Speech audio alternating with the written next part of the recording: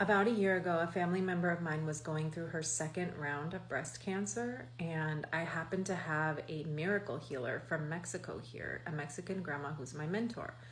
And I knew that this family member was probably not going to be receptive to any kind of help or miracle healing, but I felt obligated to just offer it to her.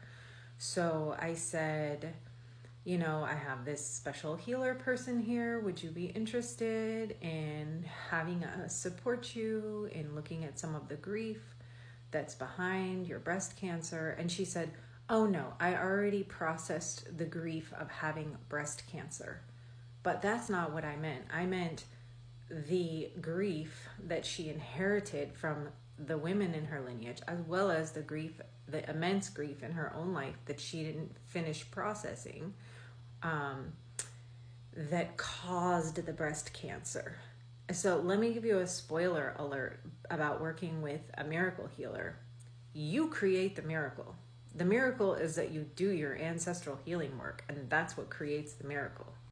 So this family member completely believes in Western medicine, doesn't think there's any connection between ancestral work or psychospiritual connection to, emotions having an effect on our physicality. So she was completely not receptive, which I wasn't surprised about. And this year she's going through her third battle with cancer.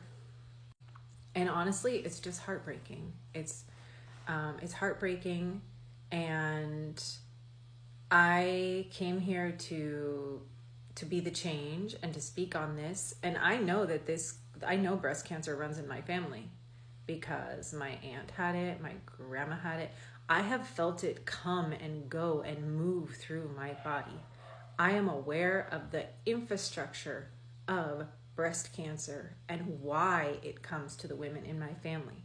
It comes as a result of the misuse of feminine energy, and it can be corrected and it can be prevented through ancestral healing work. I have trained with indigenous peoples around the world. I have been on my own very long and detailed healing process, going to therapy school, leaving the system, going to Mexico, working with multiple mentors, working with psychedelics, working with the earth, getting my my butt kicked by my teacher, and I will continue to say thank you to the symptoms as they arise and learn from them, and I will continue to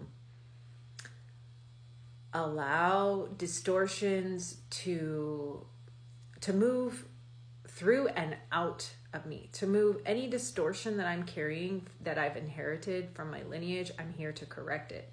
So it manifests, it'll come up as a symptom or something uncomfortable or something out of balance or out of alignment. A lot of times we manifest diseases or accidents when we're out of alignment. Those are gifts pointing us back into alignment. So breast cancer in particular has come and gone from me. It has come and gone. It will not stay in me. It will not stay in me because I correct the structure. I correct the social dynamic. I correct the imbalances. I have corrected what my grandma could not. I have gone deep into my own anger, into my own grief, and allowed these energies to inform the structure of my being. So if there is a grief that needs to be released, or an anger that is there to show you where there should be a boundary, but if these energies are not being honored as important and precious information, they can be turned against us if we don't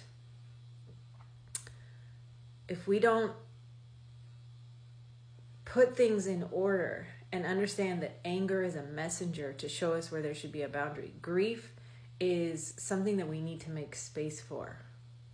If we don't do that, and then we turn it against ourselves, oh, why am I still sad? I should be over this by now. Or why am I so angry? I need to be a good girl. I need to be a good wifey.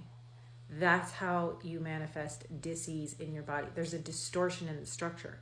So your anger, your grief, anger corrects the boundary. You don't want to stay angry. You want to use your anger to correct the boundary and then stay safe within your new structure that you have created for yourself. You change from the inside, and then this is reflected to you in your external reality. So if your family lineage has breast cancer, you don't need to just keep running to the doctor every 6 months to get a mammogram starting from the age of 20. You can work on your ancestral healing trauma.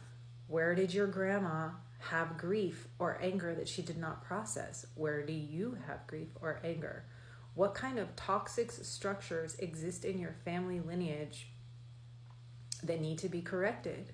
How do you need to live differently? How do you need to set up your life in a way that does not misuse your precious feminine energy?